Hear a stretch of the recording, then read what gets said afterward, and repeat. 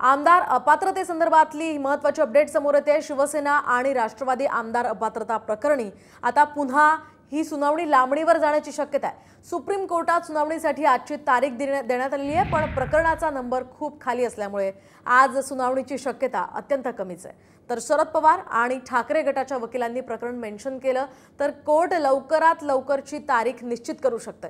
त्यामुळे supreme court सुनावणीसाठी पुढची तारीख कधी देतं हे पाहणं महत्त्वाचं असेल। विधानसभा निवडणुकीपूर्वी काय निर्णय येतो याची सर्वांनाच खरं तर उत्सुकता आहे।